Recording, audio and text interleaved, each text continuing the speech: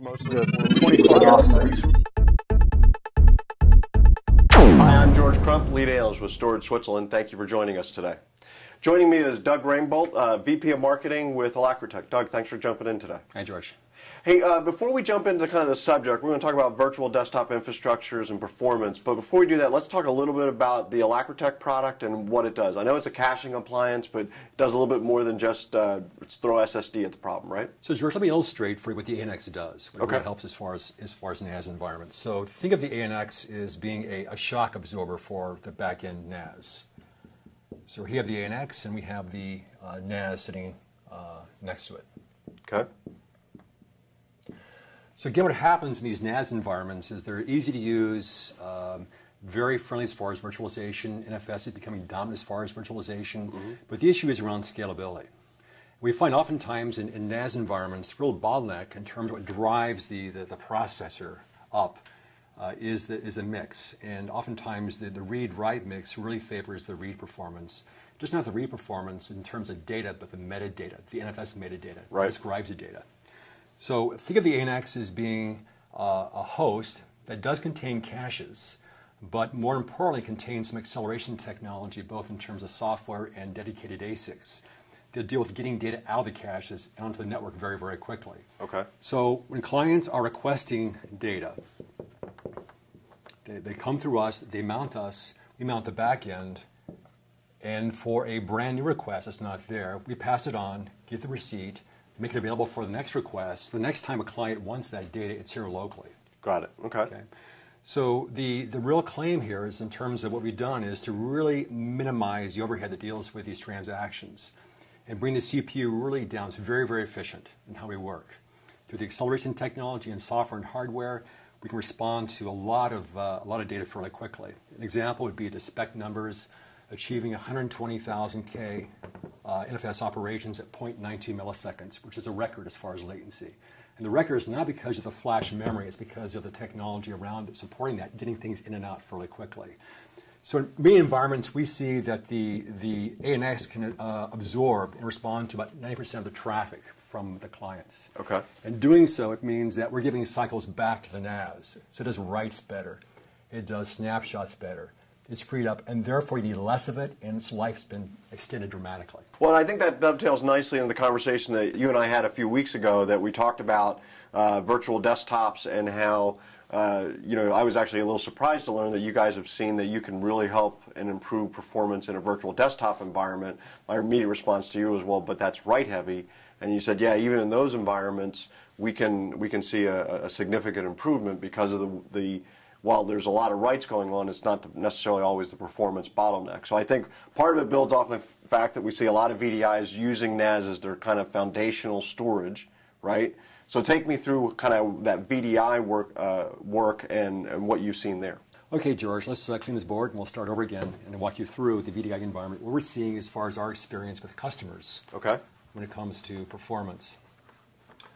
You're right. There is this perception out there that VDI is very write intensive, but I would say it varies from site to site when it comes to the mix. We've seen cases where the read-write mixture is like 6 to 1. That is, 6 reads to 1 write. Okay. Now, I think there's confusion when people talk about write intensity. What are they really talking about? They're really talking about the mix of NFS operations that are more write-centric, or are they talking about what goes on as far as the write performance that is hindering subsequent reads? Gotcha. Okay. And that's been our experience in terms of looking at, for example, the world of say, NetApp.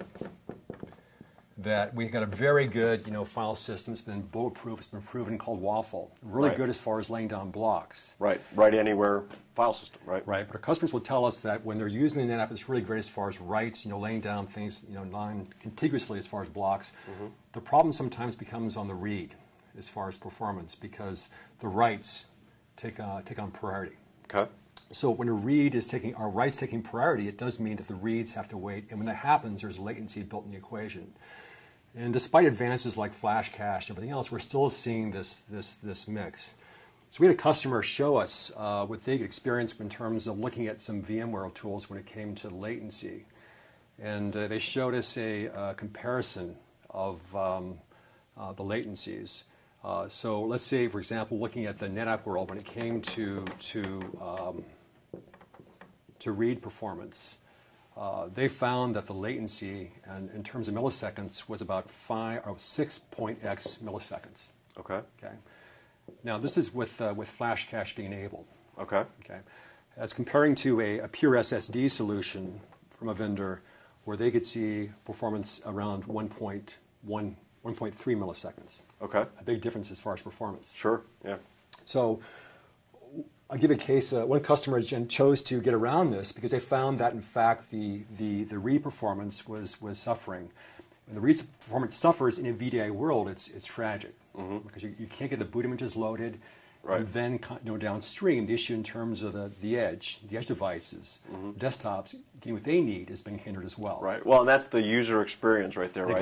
That kills adoption. Real quick. So they're very sensitive, they being customers, about how they configure these things. So what they could have done was used a SSD pure array, in essence choose which volumes to come through here and read and write from the SSD the VDI images. Now you can see here the benefit when it comes to 1.3 versus 6, it really helps quite a bit. Sure. But oftentimes the expense that corresponds to having a pure SSD solution is quite expensive. Well, you're taking desktop hard drives and replacing it with an SSD to fulfill a promise, basically. Right. So in many customers' environments, how to look at this is important to know, but they're really trying to map to a user experience, work backwards, saying we need to make sure that users have an experience that's positive.